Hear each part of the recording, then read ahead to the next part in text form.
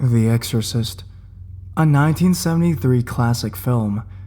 What if it was real? Grab a blanket, turn off your lights, and let's exorcise. Exorcise.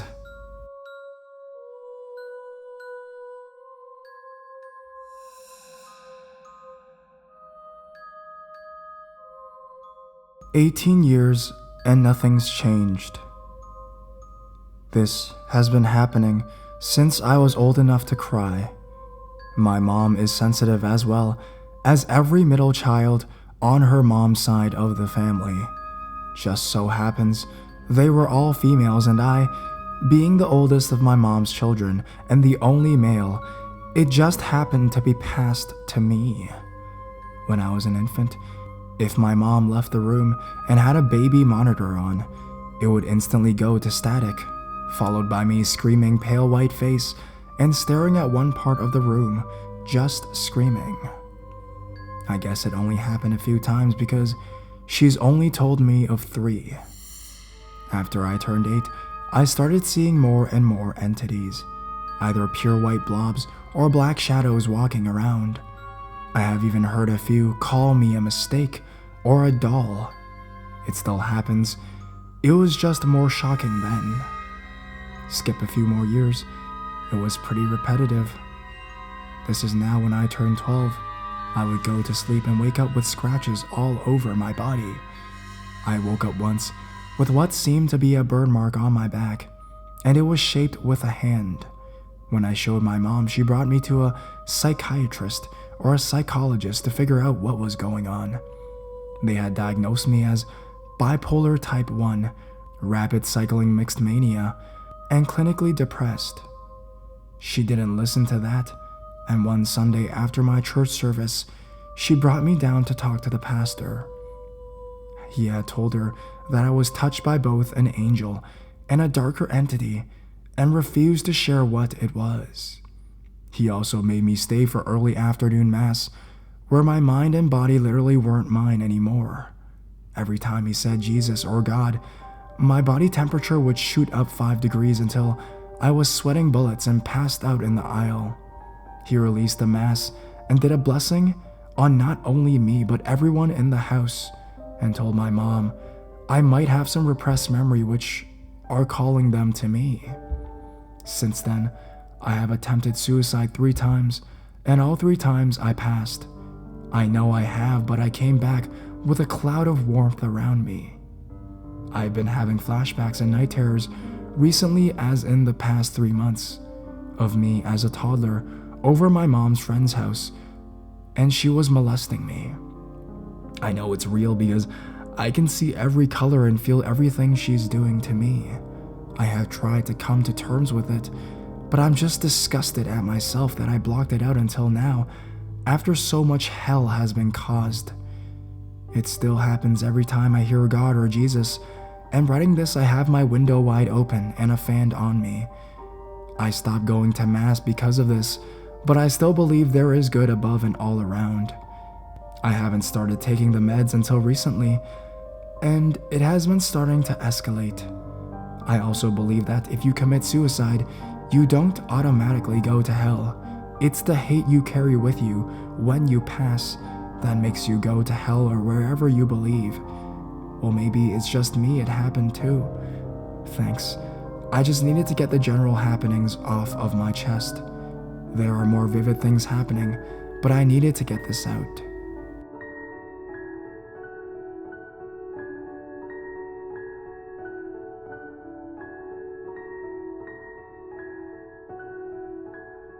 There's something watching me sleep, and I think you made it angry.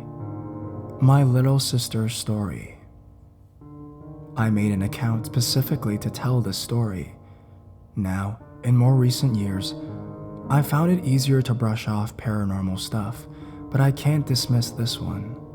This whole account is true and accurate to the best of my memory, and I'm not presenting it as a scary story. This happened 7 years ago. My family got lucky enough to rent a brand new townhouse. This was a godsend for my single mother and her 8 kids. 2 of whom had asthma. Old houses are hard on the lungs. The original development had been burned down by one of the investors after it had fallen to turn a profit, and another company came in and rebuilt it. Since there were only 3 bedrooms, 2 kids got kicked to the unfinished basement. This wasn't as bad as it sounds. We covered the bare walls with sheets and made it a hangout area with a tiny TV and everything. My sister and brother, both younger than me, got a whole floor to themselves basically. After a few weeks, my sister, who was 12, started to come asleep in my room. She kept having nightmares, but she snored like a broken chainsaw, and I was working a full-time job with overtime to help my mom with rent, so I wanted her out again ASAP. I talked things over with her. She was having dreams that some tall, dark shadow was watching her sleep. She called it a him. I did the whole big sister monsters aren't real mentoring thing, but it didn't help. A month goes by. The brother, now sleeping alone in the basements, starts having the same nightmares. I figure it's a case of mass hysteria, but what to do? I needed my sleep. A few years prior, I had gone through a paranormal phase. I read anything and everything I could get my hands on. I grew out of it, but knew just what to do. I made her get a white candle. I took her down to the basement and had her light it and walk in a circle around her bed, singing a hymn. I gave her a canister of salt and instructed her to lay a circle of salt in the same path she walked. I told her that her bed was now protected and nothing real or imagined could get at her through that circle.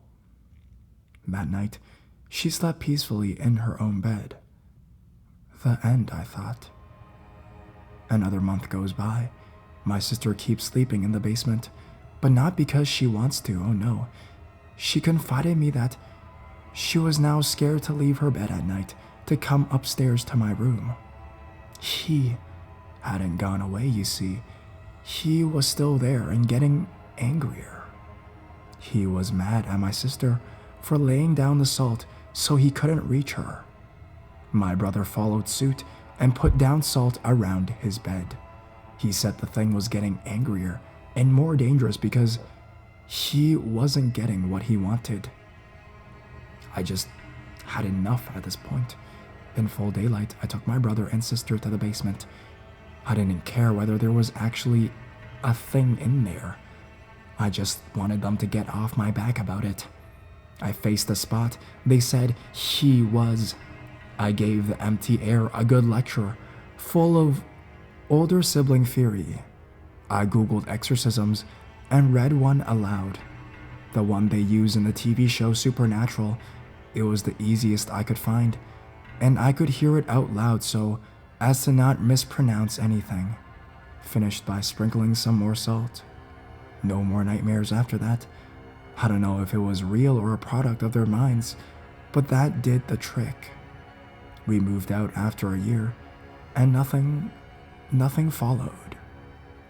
I still don't know what to think about the whole thing, but when I finished reading that exorcism, I swear I felt the hair on my back of my neck stand up, like there had been a breeze.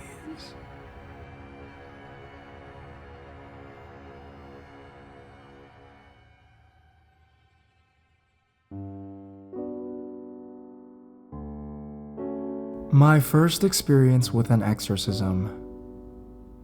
Hello Reddit Paranormal. I was asked in a thread posted yesterday to share my experience with some exorcisms I witnessed. The following account is entirely true, witnessed firsthand, with no embellishment whatsoever. That said, this is the internet, so I take no offense if you don't believe my account. Here goes.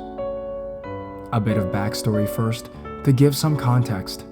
I am a 24-year-old man, born and raised Jamaican, currently attending medical school in Jamaica.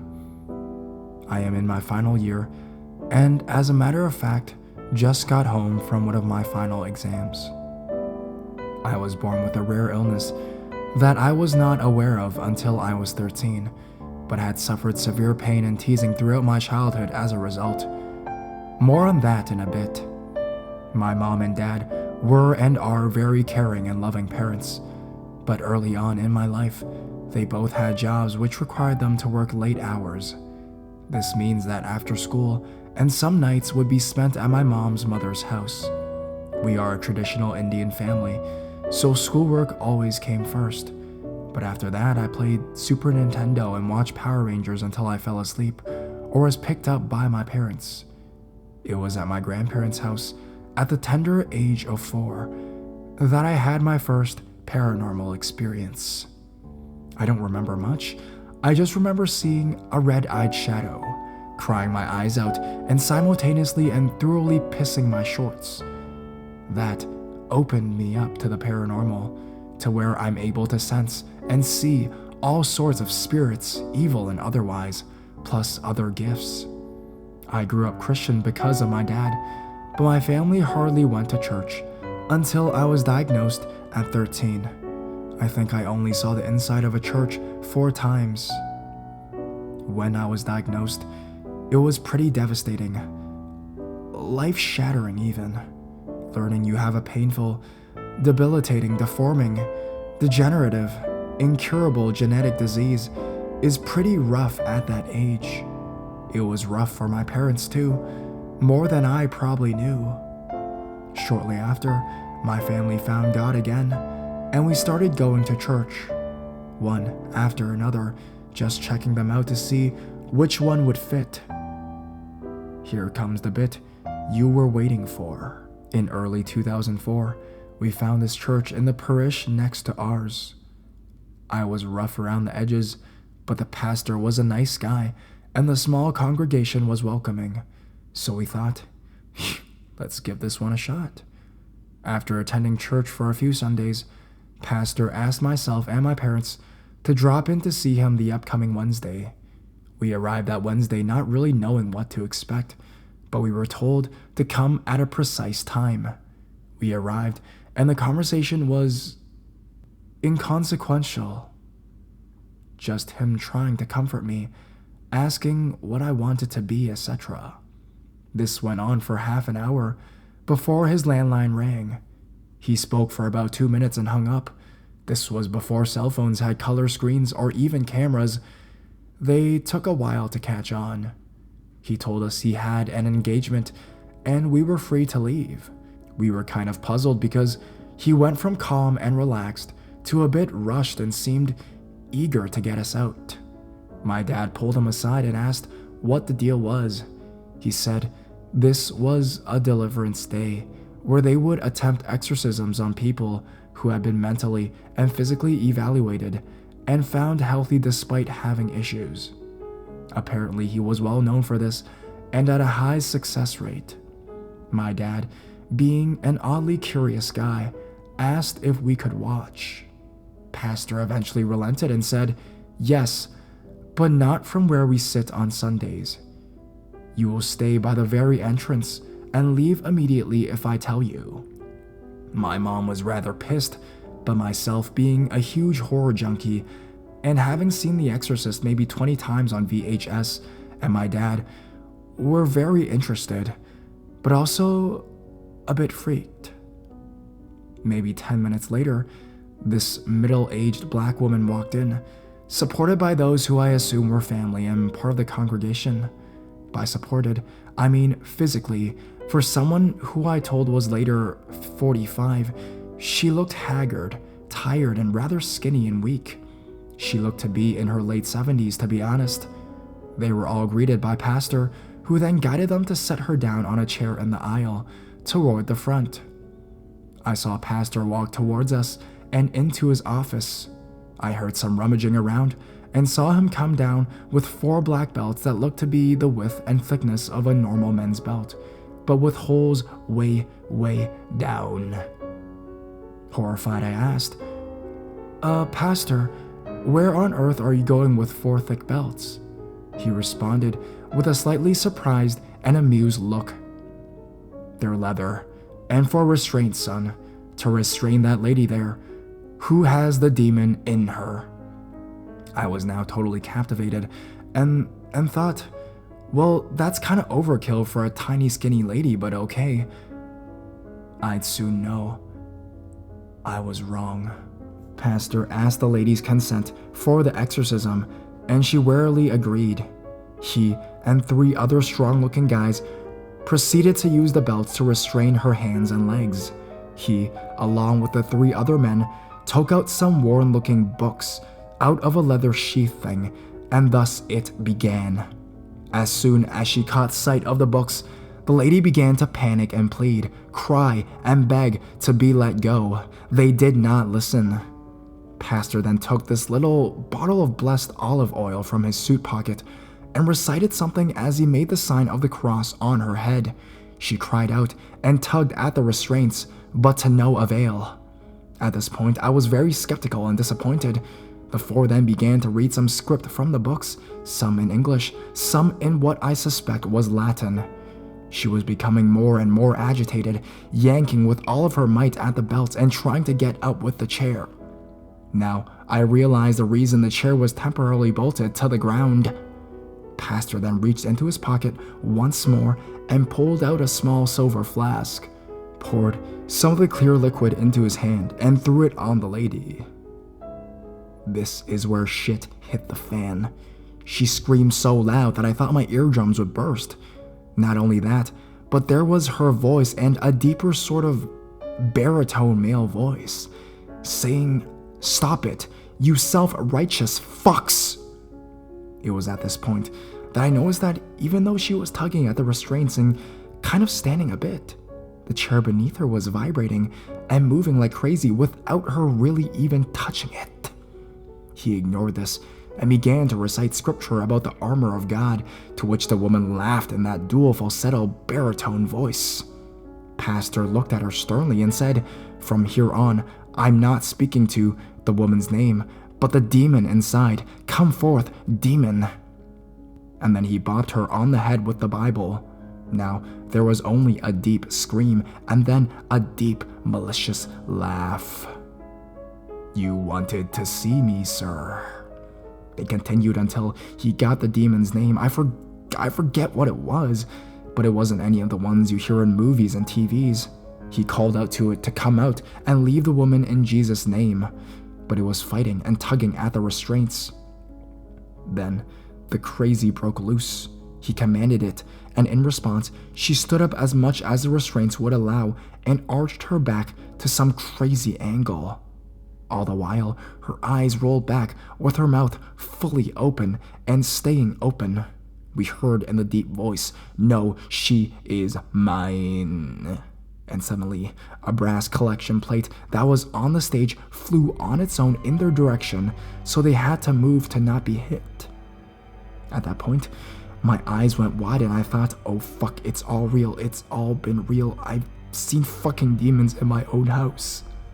Just then, as Pastor was commanding this thing to leave, it snapped a hand restraint, and I saw the podium, solid mahogany, burst into pieces like it had been hooked up to C4. The men restrained her until eventually the demon left. I know because I saw it leave the woman and disappear. Not like on Supernatural though, it just kind of defused with her body and disappeared. So, that was my first experience. Voices coming from a fully open mouth with words being said that you would need jaw and tongue articulation for, a brass collection plate flying across a room on its own, and solid wood pulpit breaking to pieces. Think whatever you may like, but as far as I'm concerned, exorcisms, demons, spirits, it's all real. Respect.